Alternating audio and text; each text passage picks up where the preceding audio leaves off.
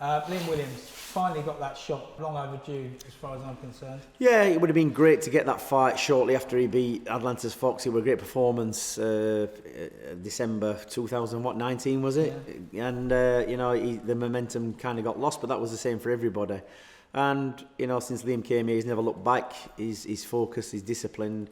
He's been in some good fights. He's fought everybody who's been put in front of him, whether he's rated those guys or not. He's just took the fights. And a lot of people thought Atlanta's Fox might be a big step up for him, but he demolished that guy in tremendous style. It was a great night, exciting fight.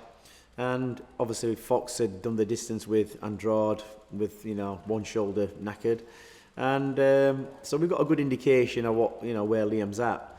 And it's going to be a tough night on the 17th for Liam, because he's got to travel, and it always can make a difference. But he's had some good sparring, some good training, his mind's in the right place, and finally his chances come again. And I think if he sticks to the plan and keeps focused, he's got a very, very good chance of beating him. Yeah, it's quite noticeable when he was sparring earlier on. I mean, despite the fact he's been with you a few years, you're still stopping the spar, saying, he's basically still learning stuff from you. Yeah, because when you see something in a fight or in sparring, what you don't want to happen in the fight, you've got to stop him and make the adjustment. We can't just, Liam has been guilty in the past of just being allowed to go in and fight the fight he wants to fight, which is aggression, come forward. But, southpaws are a different kettle of fish, and he hasn't boxed that many. And you've got to know, now to deal with them. And Andrade is a very good southpaw. He's tricky, he's slick, he can frustrate you.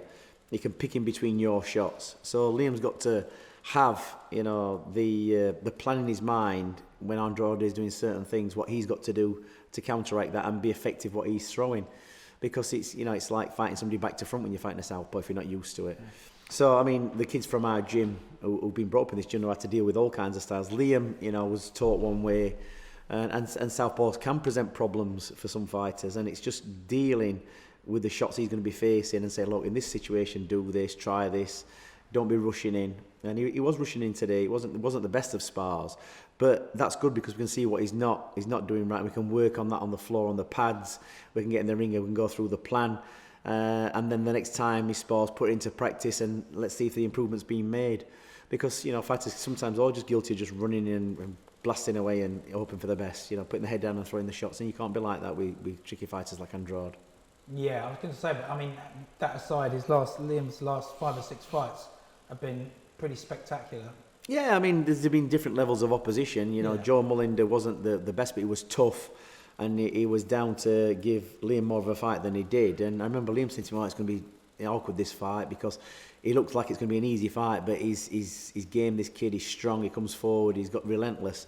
And we had a little plan in place. I said, you just got to do these shots. And within 2 rounds, Liam had got him standing in his tracks and then finished him off.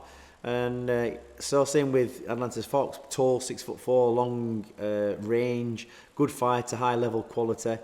And Liam negated everything that he got and just broke his heart and destroyed him.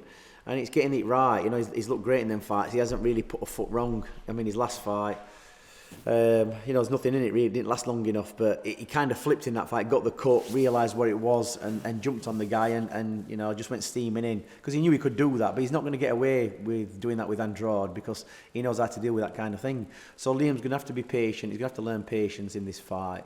It's a 12-round fight, and he's got to be box smart every single round. He can't give rounds away. He's away from home. So he's up against it before he gets in there. You know what I mean? He's 4 rounds down before he gets in. So if it's a close round, they're going to score it to the home guy. But again, that aside, you're obviously going over there confident that he can. Of course, yeah. I mean, you get to the level what Liam's at, you've got to be able to fight anywhere in the world and be confident, and be confident in what you're doing. You can't say that, oh yeah, well, we were away from home. It's like you say, we realise you can't let the rounds slip. You've got to be decisive in every round. It can't be close rounds. And, he's got to stick to the plan. And if he doesn't, he will get beat. Because, like I say, Andrade is no mug. He's a slick fighter. He knows how to slow the pace down, how to frustrate you, make you throw shots you don't want to throw and counter you. So, Liam's got to be patient. But, yeah, of course we went out there to win. We've been over to America with Kelbrook, Kid Galahad. It's no different, really. It's not that it's a problem, because we're well used to travelling and being out there for a couple of weeks and getting used to it. I've done it all my career. And that's good, because, Liam's never boxed. I don't think he's boxed abroad, really, not that far abroad, with time difference. and it does affect you, much in the same way that, you know, when fighters now fighting behind closed doors without a crowd and they're in a bubble and the whole routine changes. You know, there's been some results over the last couple of weeks what have probably been down to that, not making that adjustment, and that's already been in the UK. So, you know, you've got to allow for those things what are different and not going to set you out your stride, because a lot of fighters are OCD. They like to have everything in place and do things in a certain way, and, you know, being in a different environment around different people and having a crowd can throw them. So, you know, he's got to be have the temperament, and he's got to keep focused, Liam, and just do as he's told, and hopefully it's going to pay off and we're going to have another world champion. Finally, I mean, I finished where I started, really.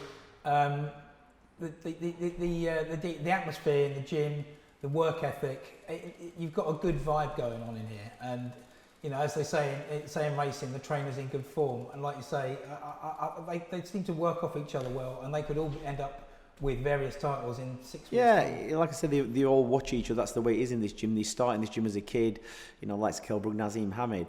You know, they watch the success of the fighters who are older than them and try and emulate that. Junior Witter, Johnny Nelson. We've had so many over the years. You know, we've had Chris Eubanks in this ring, Herbie Hyde, all them, you know, Anthony Joshua's been here and sparred. We've had so many good kids coming here, Tyson Fury. So they've all been in that ring. You know, Tyson Fury nearly took the lights off a few times when he was throwing overhand right. But that's why we've had him changed to be flat, because he actually knocked him off, because he used to be fluorescent hanging down.